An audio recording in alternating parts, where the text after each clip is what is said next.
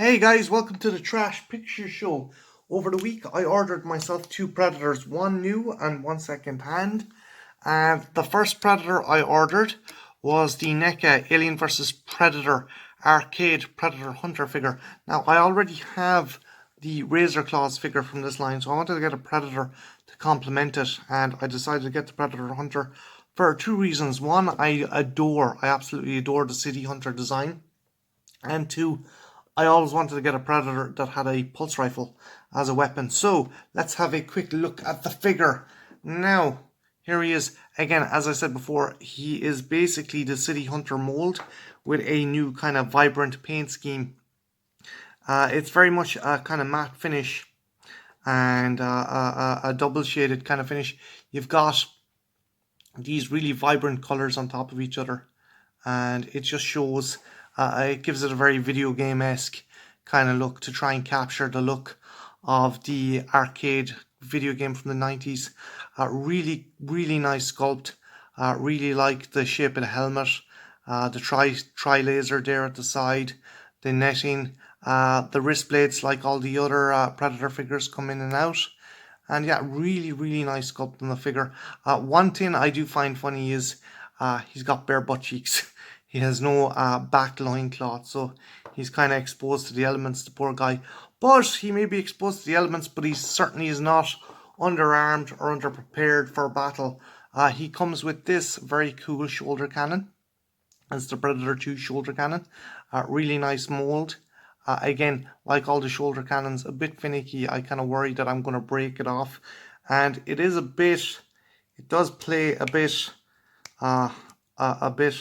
of catch up to try and get on. But once it does get on, it stays there. It's pretty cool, and it looks very well with him. I do like the fact that the colors match on the armor as well as the shoulder gun to kind of really stand out. It isn't the same color as the helmet. It kind of stands out.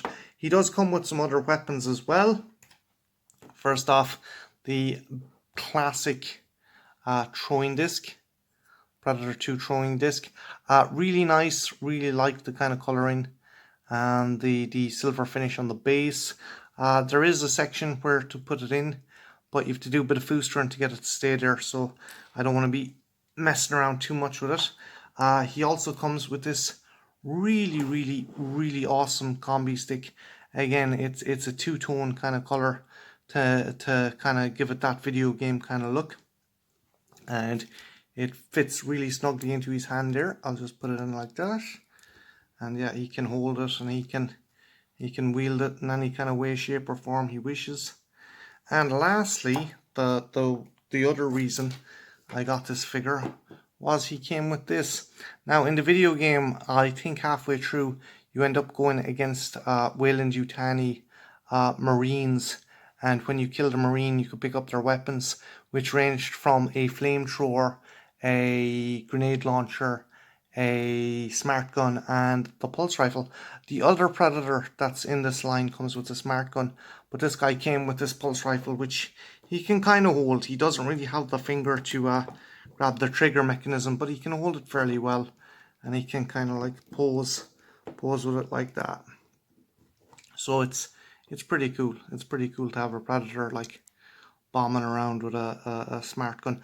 I might even give this to another kind of figure as a corporate kind of corporate issue pulse rifle. But yeah, it's pretty cool. Really nice figure, really well detailed. Again, I was sold because it was the Predator 2 design, and he came with this cool smart gun. And the spear was pretty cool. If you have any of these arcade figures, what do you think of them? What was your favourite? And yeah, leave them in the comments below. And I also picked up a second figure. This guy here, this is the Stalker Predator. This is a redesign of a Kenner Predator that came out in the 90s. And like his Kenner equivalent, he glows in the dark. Now, you might think that's a very inefficient Predator, and to all extensive purposes it is, but the blurb on the back of the box states that he comes from the northern hemisphere of Yautja Prime, and as a result he has developed the ability to glow in the dark to allow him to survive in an almost kind of dark, kind of a primitive world. But yeah, the design on the head is really cool. I like the details on the face. The horns are a bit funky, but it is interesting to see this kind of almost barbaric kind of predator.